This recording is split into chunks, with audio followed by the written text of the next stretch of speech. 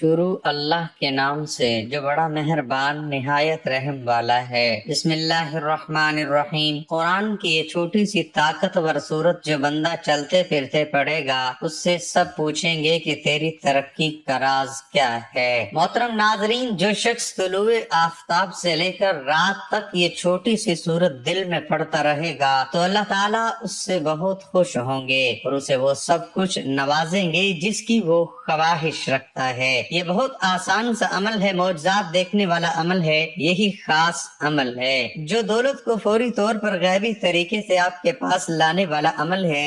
ایسا عمل ہے کہ ایک دن لوگوں نے یہ وظیفہ پڑھا اور صبح رزق کی دولت سے مالا مال ہو گئے، گھر میں کاروبار میں دولت کی ریل پیل ہو گئی، دولت کی برسات صبح سے ان کی زندگی میں شروع ہو گئی، دولت کی طوفانی بارش برس رہی ہے۔ پورے دن کسی بھی وقت یہ وظیفہ پڑھ کے صبح دیکھنا چاہتے ہیں تو 5 منٹ کا یہ عمل کر کے آپ لوگ دیکھ لینا۔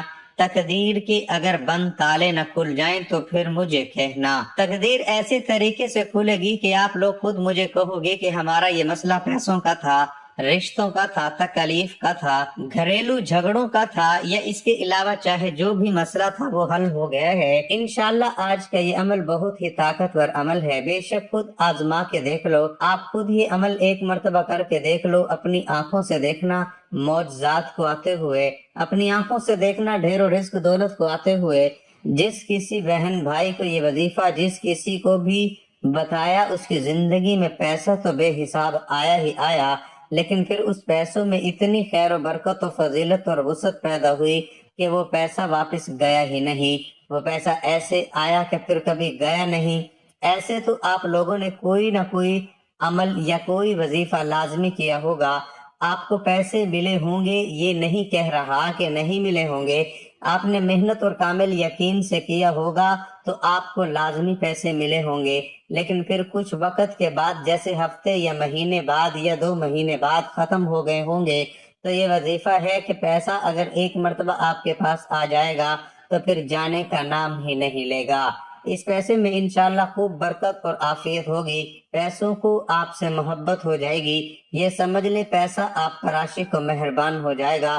دولت کا اور پیسوں کا یہ بادشاہ عمل ہے، یہ بادشاہ وظیفہ ہے۔ اپنی زندگی میں جو بھائی بہن کہتے ہیں کہ ہمیں ڈھیروں پیسہ چاہیے، غیبی مال و دولت چاہیے، فوری ڈھیر و رزق چاہیے، وہ کہتے ہیں کہ اگر تو ہم صبح یہ وظیفہ پڑھیں تو پھر شام کو رزق مل جائے، رات کو پڑھیں تو صبح سے پہلے ہی مل جائے۔ تو یہ وظیفہ آج ان تمام بہن بھائیوں کے لیے ہے جو ہمیشہ ایک شکایت کرتے ہیں کہ ہماری مالی پریشانی ختم نہیں ہو رہی، مالی مشکلات ختم ہونے کا نام ہی نہیں لے رہی۔ شوہر ہے وہ دہاڑی لگاتا ہے، دہاڑی بھی کبھی لگتی ہے تو کبھی نہیں لگتی، اگر جس دن لگ جائے تو 4 پیسے لے آتا ہے، وہ اتنے ہوتے ہیں کہ ایک وقت کا کھانا ہے تو دوسرے وقت پھر بھوکے سو جاتے ہیں۔ تنگ دستی ہے، فاقے ہیں، غربت ہے، لاچاری ہے۔ جو ویڈیو دیکھتے ہیں اتنی پریشانیوں میں ہیں، آپ سب لوگ میرے ساتھ سچے دل سے آمین ضرور کہیے گا۔ آپ لوگوں کے لیے دعا مانگ رہا ہوں، آپ لوگوں کی تنگ دستیوں اور مشکلات کے لیے، کیونکہ یہ آمین کئی لوگ ایک ساتھ جب آمین کہتے ہیں میرے بھائیوں تو کسی ایک کے سچے دل سے نکلی ہوئی آمین بھی آپ کا کام ہو جاتا ہے۔ تو سب مل کر آمین ضرور کہیے گا۔ میں ایک چھوٹی سی دعا کروں گا تمام لوگوں کے لیے، خاص طور پر جو ویڈیو دیکھ رہے ہیں۔ اے اللہ، اے میرے پیارے اللہ پاک، جو بھائی بہن تنگ دست ہیں اور غریبی مفلسی میں جی رہے ہیں، ان کے پاس پیسے کی کمی ہے، رزق کی کمی ہے، مال و دولت کی کمی ہے، اولاد کی کمی ہے، یا اولاد تو ہے لیکن وہ فرما بردار نہیں، میرے مولا غیب سے ان کو ڈھیر و رزق عطا کر دے، ان کو دولت عطا کر دے، ان کے پاس اتنا پیسہ آ جائے کہ جو میرے بھائی بہن اس وقت یہ ویڈیو دیکھ رہے ہیں، دولت اتنی آ جائے کہ وہ خود محلے بھر میں غریبوں اور مستحق لوگوں میں بانٹ کر تھک جائیں اور پھر بھی سمجھ نہ آئے کہ مزید مستحق افراد کہاں سے دیکھیں، لیکن دولت بھی ختم نہ ہو۔ اے میرے اللہ پاک، جو میرے بھائی بہن پریشان حال ہیں، اے میرے مولا پاک تو ان کی بھی مدد کر دے، تمام دنیا کے مسلمانوں کی مدد کر دے، آمین۔ اے اللہ پاک، ہم نے جو کچھ بھی مانگا ہے وہ سب کچھ ہمیں اپنے فضل و کرم سے عطا کر دے، اور جو نہیں بھی مانگ سکے وہ بھی ہمیں عطا کر دے، آمین۔ میرے بھائیو آمین لازمی کہیے گا جو آپ کو ابھی بتانے لگا ہوں۔ ناظرین، یہ وظیفہ آپ نے اللہ تعالیٰ پر پورا یقین اور اپنے اللہ سے امید رکھتے ہوئے کرنا ہے۔ کسی بھی صورت آپ کو مایوس نہیں ہونا، کیونکہ اچھے اور برے حالات ہمیشہ کے لیے نہیں ہوتے۔ اس لیے آپ نے نا امیدی کا شکار نہیں ہونا، کیونکہ زندگی بھی عجیب ہے۔ کبھی کبھی یہ اتنی خوبصورت لگتی ہے کہ جی چاہتا ہے کہ ہمارا ناطا ہمیشہ کے لیے زندگی سے جڑا رہے۔ کبھی یہ ناطا نہ ٹوٹے، اور کبھی جب زندگی ہماری امیدیں اور توقعات پورے کرنے میں ناکام رہتی ہے تو دل کرتا ہے یہ زندگی جلد ختم ہو جائے۔ مگر یہ حقیقت ہے کہ دکھ اور درد میں وقت طویل سے طویل تر ہوتا جاتا ہے۔ اسی طویل سفر سے انسان ہار کر مایوسی کا شکار ہو جاتا ہے۔ انسان خود بھی سمجھ نہیں پاتا کہ آخر اس ساری صورتحال سے کیسے نمٹا جائے۔ امید کے ساتھ یقین بھی ہونا چاہیے کہ جس رب نے اس دنیا میں بھیجا ہے وہ کبھی بھی ہم سے غافل نہیں ہوتا۔ رب نے قرآن میں بھی انسان سے کچھ وعدے کیے ہیں، اور بے شک اس کے سب وعدے سچ ہیں۔ قرآن پاک میں ہے کہ ہر مشکل کے بعد آسانی ہے۔ پھر فرمایا کہ انسان کی ہمت سے زیادہ اس پر بوجھ نہیں ڈالا جاتا۔ اس لیے انسان جب امید اور یقین کا دامن تھام لیتا ہے تو یہ احساس اس کے وجود میں گھر کر جاتا ہے کہ امید اور یقین وہی واحد سہارے ہیں جن کے ذریعے وہ اپنے مشکل اور ناپسندیدہ حالات سے نبرد آزما ہو سکتا ہے۔ حقیقت میں امید اور یقین کا چراغ بہت ہی خوبصورت اور قیمتی چیز ہے۔ یقین جانے یہ چراغ ایسا ہے کہ جو کسی بھی مردہ وجود اور بے جان خواہشات کے اندر ایک نئی روح پھونک دیتا ہے۔ اس چراغ کی روشنی اتنی خوبصورت اور معطر ہے کہ انسان اس کی خوشبو سے خود کو پورے نور محسوس کرتا ہے، کیونکہ اس کی روشنی اپنے اندر ایک خاص جادوئی طاقت رکھتی ہے، اور اسی جادوئی طاقت کے ذریعے انسان کی سب مایوسی اور پریشانی ختم ہو جاتی ہے۔ اس لیے مشکل حالات کو اپنے رویے سے مشکل ترین نہ بنائیں، بلکہ امید اور یقین کو تھام کر رکھیں گے تو ہر مشکل سفر بآسانی کر سکیں گے، کیونکہ قرآن پاک میں ارشاد ہوا ہے، ترجمہ: تم فرماؤ اے میرے وہ بندو جنہوں نے اپنی جانوں پر زیادتی کی، اللہ کی رحمت سے نہ امید نہ ہو۔ بے شک اللہ سب گناہ بخش دیتا ہے، بے شک وہی بخشنے والا مہربان ہے۔ اس میں اللہ تعالیٰ نے بندوں پر اپنی کامل رحمت، فضل اور احسان کا بیان فرمایا ہے۔ چنانچہ ارشاد فرمایا کہ اے حبیب صلی اللہ تعالی علیہ وآلہ وسلم، آپ فرما دیں کہ اللہ تعالیٰ ارشاد فرماتا ہے، اے میرے وہ بندو جنہوں نے کفر اور گناہوں میں مبتلا ہو کر اپنی جانوں پر زیادتی کی، تم اللہ تعالیٰ کی رحمت سے مایوس نہ ہونا، اور یہ خیال نہ کرنا کہ ایمان قبول کر لینے کے بعد سابقہ کفر و شرک پر تمہارا مواخذہ ہوگا۔ بے شک اللہ تعالیٰ اس کے سب گناہ بخش دیتا ہے جو اپنے کفر سے باز آئے اور اپنے گناہوں سے سچی توبہ کر لے۔ بے شک وہی گناہوں پر پردہ ڈال کر بخشنے والا اور مصیبتوں کو دور کر کے مہربانی فرمانے والا ہے۔ حضرت عبداللہ بن عباس رضی اللہ تعالیٰ عنہ سے روایت ہے کہ رسول اللہ صلی اللہ علیہ وسلم نے فرمایا، اللہ تعالیٰ نے اپنے فرشتوں کو نیکیاں اور برائیاں لکھنے کا حکم دیا، اسی طرح کہ جو شخص نیکی کا ارادہ کرے اور اس پر عمل نہ کر سکے تو اللہ تعالیٰ اسے ایک پوری نیکی شمار کر لیتا ہے، اور جو شخص نیکی کا ارادہ کر کے اس پر عمل کرے اس کے حساب میں ایک نیکی کے بدلے 10 نیکیاں بلکہ 700 نیکیاں اور اس سے بھی زیادہ لکھی جاتی ہیں۔ اور جو شخص برائی کا ارادہ کرے اور برائی کو عمل میں نہ لا سکے اللہ کے خوف سے یا کسی اور وجہ سے، تو خداوند تعالیٰ اپنے ہاں اس کے حساب میں ایک پوری نیکی لکھ لیتا ہے۔ اور جو شخص برائی کا ارادہ کر کے اسے عمل میں بھی لائے تو صرف ایک برائی اس کے نامہ اعمال میں لکھی جاتی ہے۔ اللہ تعالیٰ جس طرح اپنی ذات میں بے مثل اور بے مثال ہے، اسی طرح اس کی ہر صفت ازلی و ابدی اور لامحدود ہے، تاہم اس کی صفت رحمت سب سے بڑھ کر ہے۔ قرآن مجید میں ارشاد ہے، میری رحمت وسیع ہے ہر شے پر۔ حاملین عرش مؤمنین کے حق میں اللہ کے حضور بخشش کی دعا کرتے وقت کہتے ہیں، اے پروردگار تیری رحمت ہر چیز پر پھیلی ہوئی ہے، بس تو بخش دے۔ تو ناظرین، آپ نے بھی اپنے رب پر توکل کرتے ہوئے یہ عمل کرنا ہے۔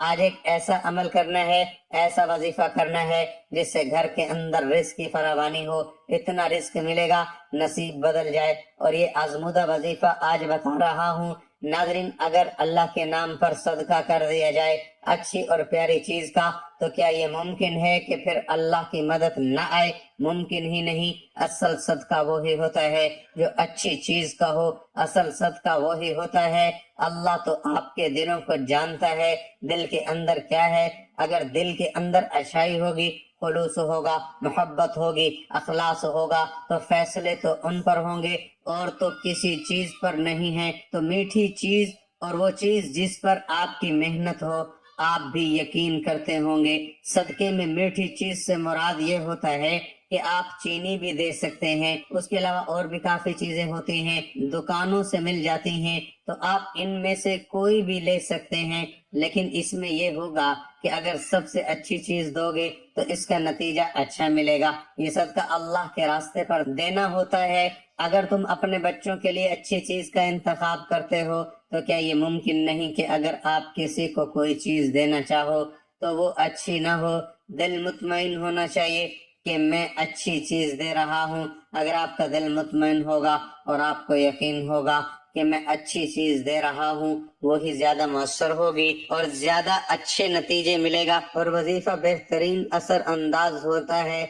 इंसान जब कभी अपनी जिंदगी के मकसद को समझने की कोशिश करता है तो उसे इस हवाले से मुख्तलिफ किस्म के आर सुनने को मिलती है। अल्लाह तबारक व तआला ने कुरान मजीद में इस हवाले से बहुत ही वाज़े और खूबसूरत बातें इरशाद फरमाई है। अल्लाह तबारक व तआला सूरत अंबिया की आयत 16 से 17 में इरशाद फरमाते हैं, और नहीं हमने पैदा किया आसमान और जमीन को और जो कुछ इन दोनों के दरमियान है, खिलते हुए यानी बेमकसद पैदा नहीं किया। अगर हम चाहते हैं कि हम बनाएं कोई खेल तमाशा, तो यकीनन हम बना लेते इसे अपने पास से, अगर हम होते ऐसा करने वाले। इसी तरह अल्लाह तबारक व तआला सूरत मुमिनीन की आयत 115 से 117 में इरशाद फरमाते हैं, तो क्या तुमने समझ लिया कि बेशक हमने पैदा किया तुम्हें बेमकसद ही, और ये कि बेशक तुम हमारी तरफ तुम नहीं लौटाए जाओगे। बस बहुत बुलंद है अल्लाह जो हकीकी बादशाह है, नहीं है कोई माबूद मगर वही रब है इज्जत वाले अर्श का। और जो पुकारे अल्लाह के साथ किसी दूसरे माबूद को, नहीं कोई दलील उसके पास उसकी, तो बेशक इसका हिसाब उसके रब के पास है। बेशुबा ये हकीकत है कि काफिर लोग कभी फलाह नहीं पाएंगे। सूरत जारियात की आयत नंबर 56 में अल्लाह तबारक व तआला ने इंसान और जिनों की तख्लीक के मकसद को निहायत अहसन अंदाज में वाज़े फरमा दिया। अल्लाह तबारक व तआला इरशाद फरमाते हैं, और मैंने नहीं पैदा किया जिन्नों और इंसानों को मगर इसलिए कि वो मेरी इबादत करें। मज़कूरा बाला तमाम आयात पर गौर व फिक्र और तदब्बुर करने के बाद ये बात समझ आती है कि तख्लीक इंसानियत का मकसद दर हकीकत अल्लाह तबारक व तआला की मार्फत हासिल करना और उसकी बंदगी और इबादत बजा लाना है। इन इबादत को बजा लाने के मुख्तलिफ तरीके किताब और सुन्नत में मज़कूर हैं, जिनमें एक इंतहाई खूबसूरत और आसान तरीका अल्लाह तबारक व तआला का मुसलसल जिक्र करना है। किताब और सुन्नत के मुताले से ये बात मालूम होती है कि अल्लाह तबारक व तआला ने मखलूकात से जुमा इबादत की एहतमाम का एतदाल से तकाजा किया है। मगर जब हम जिक्र इलाही पर गौर करते हैं तो ये बात मालूम होती है कि जिक्र इलाही को हमेशा कसरत से बजा लाने की तलकीन की गई है। अल्लाह तबारक व तआला सूरत आल इमरान की आयत नंबर 190 था 191 में इरशाद फरमाते हैं, आसमानों और जमीन की पैदाइश में और रात के हेर फेर में यकीनन अक्लमंदों के लिए निशानियां हैं जो अल्लाह ताला का जिक्र खड़े और बैठे अपनी करवटों पर लेटे हुए करते हैं और आसमानों और जमीन की पैदाइश में गौर व फिक्र करते हैं और कहते हैं, ए हमारे परवरदिगार, तूने ये बेफायदा नहीं बनाया। तो अल्लाह पाक बस हमें आग के अजाब से बचा ले। इन आयात मुबारक पर गौर व फिक्र करने के बाद ये बात मालूम होती है कि अल्लाह तबारक व तआला ने उन लोगों को अक्लमंद करार दिया है जो जमीन और आसमान की तख्लीक पर गौर करते परवरदिगार आलम की तख्लीक की वसअत को देखकर इसकी किबरियाई को पहचानते और उसके बाद कसरत से अल्लाह तबारक ताला का जिक्र करते और आग के अजाब से पनाह मांगते। अल्लाह तबारक ताला ने इरशाद फरमाया, ए ईमान वालों, अल्लाह तबारक ताला का जिक्र बहुत ज्यादा करो। जिक्र इलाही बकसरत करने का नतीजा ये निकलता है कि अल्लाह तबारक ताला इंसानों की जिंदगियों के अंधेरे दूर करके उनको रोशनियों के रास्ते पर चला देते हैं। चुनाचा इरशाद हुआ, ईमान वालों, अल्लाह ताला का जिक्र बहुत ज्यादा करो और सुबह शाम उसकी पाकीज़गी बयान करो। वही है जो तुम पर अपनी रहमतें भेजता है और उसके फरिश्ते तुम्हारे लिए दुआए रहमत करते हैं ताकि वो तुम्हें अंधेरों से उजाले की तरफ ले जाए। और अल्लाह ताला मोमिनों पर बहुत ही मेहरबान है। अल्लाह तबारक ताला ने जिक्र इलाही के फवाइद बतलाते हुए ये बात भी इरशाद फरमाई है कि जब कोई शख्स अल्लाह तबारक ताला का जिक्र करता है तो अल्लाह तबारक ताला भी उसका जिक्र करते हैं। चुनाचा अल्लाह तबारक व ताला इरशाद फरमाते हैं, तुम मेरा जिक्र करो, मैं भी तुम्हें याद करूंगा, मेरी शुक्रगुजारी करो और नाशुक्री से बचो। इस आयत मुबारका से ये बात समझ में आ जाती है कि जिस शख्स का जिक्र अल्लाह तबारक व ताला करते हूँ उस शख्स की जिंदगी में अल्लाह तबारक ताला की ताईद, नुसरत और फजल हर हाल में शामिल हो जाता है। चुनांचे हमें कसरत से अल्लाह तबारक ताला का जिक्र करना चाहिए। अल्लाह तबारक व ताला ने सूरत अहज़ाब में उन लोगों का जिक्र किया जिन लोगों के लिए अल्लाह तबारक व ताला ने मग़फ़िरत और अजर अजीम तैयार कर रखा है। अल्लाह तबारक ताला इरशाद फरमाते हैं, बेशक मुसलमान मर्द और मुसलमान औरतें, मोमिन मर्द और मोमिन औरतें, फर्मा बरदारी करने वाले मर्द और फर्मा बरदार औरतें, रास्तबाज मर्द और रास्तबाज औरतें, सबर करने वाले मर्द और सबर करने वाली औरतें, आजिजी करने वाले मर्द और आजिजी करने वाली औरतें, खैरात करने वाले मर्द और खैरात करने वाली औरतें, रोजा रखने वाले मर्द और रोजे रखने वाली औरतें, अपनी शर्मगाह की हिफाजत करने वाले मर्द और हिफाजत करने वालियां, बकसरत अल्लाह का जिक्र करने वाले और जिक्र करने वालियां, इन सब के लिए अल्लाह ताला ने वसी मग़फ़िरत और बड़ा सवाब तैयार कर रखा है। इस आयत मुबारका से ये बात मालूम हो जाती है कि वो लोग जिनके लिए अल्लाह तबारक ताला ने वसी मग़फ़िरत और बड़ा सवाब तैयार कर रखा है, उन लोगों में बकसरत अल्लाह तबारक ताला का जिक्र करने वाले मर्द और औरतें भी शामिल हैं। नमाज की अदायगी का जिक्र करते हुए इस बात को बयान किया गया कि नमाज फहाशी और बुराई के कामों से रोकती है। साथ ही अल्लाह तबारक व ताला इरशाद फरमाते हैं कि अल्लाह ताला का जिक्र बहुत बड़ा काम है। इरशाद हुआ, जो किताब आपकी तरफ वही की गई है उसे पढ़िए और नमाज कायम करें, यकीनन नमाज बेहयाई और बुराई से रोकती है। बेशक अल्लाह का जिक्र बहुत बड़ी चीज है और तुम जो कुछ कर रहे हो उससे अल्लाह खबरदार है।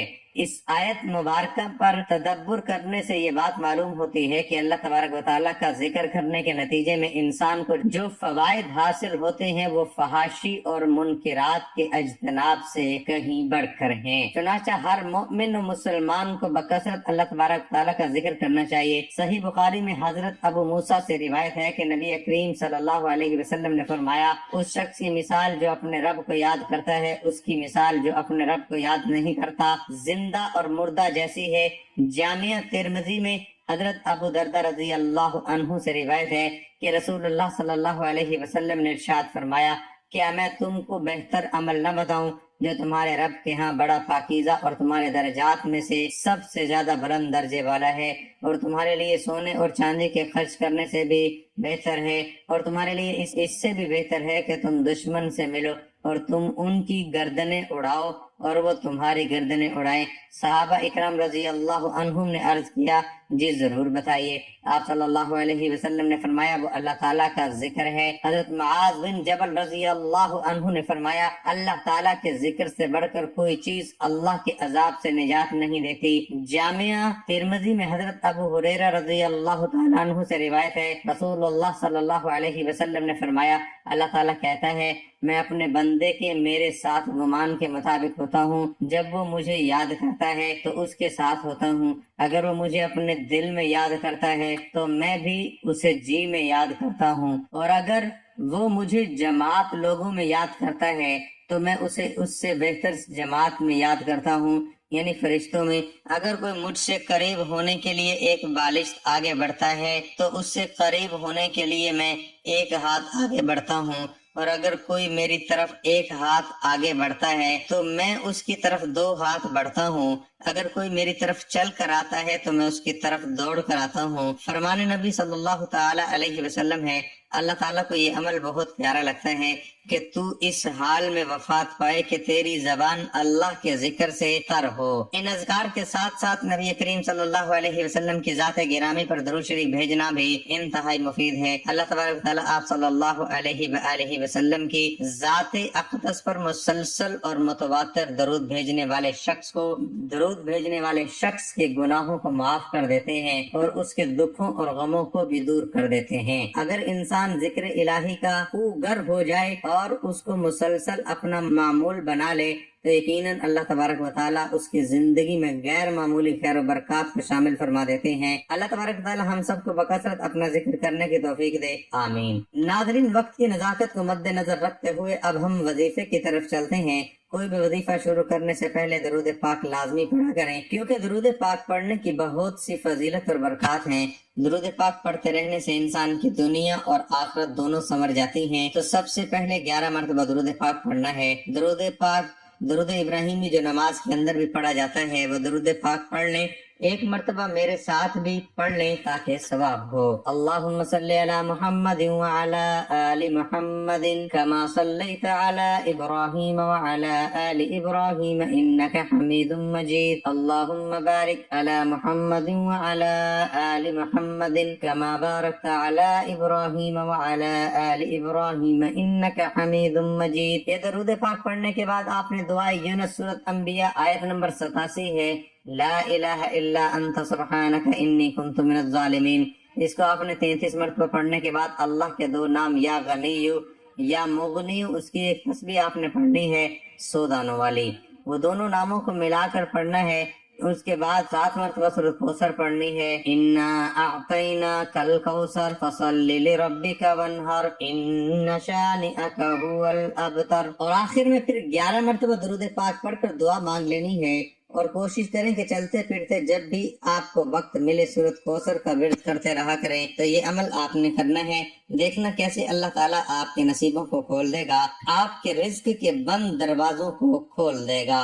آپ کو اللہ پاک وہاں سے رزق عطا کرے گا جہاں سے آپ تصور بھی نہیں کر سکتے۔ قرآن کا فیصلہ ہے، اللہ پاک پھر رزق دینے پر آتا ہے تو وہاں سے رزق ملتا ہے جہاں آپ گمان بھی نہیں کر سکتے، یہ قرآن کہتا ہے۔ تو اس لیے اللہ ایک طاقت کا نام ہے، وہ پوری کائنات کا خالق، مالک اور رازق ہے۔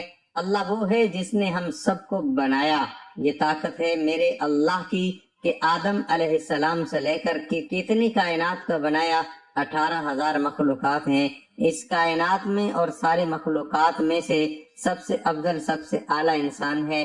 شان رتبے کے لحاظ سے، عزت کے لحاظ سے اس کی قدر و قیمت ہے، اور اللہ کو سب سے زیادہ پیار اپنے اس بندے سے ہے۔ تو آپ کو بھی پیار ہونا چاہیے، آپ کو بھی محبت ہونی چاہیے، آپ کو بھی اپنے اللہ سے عشق ہونا چاہیے۔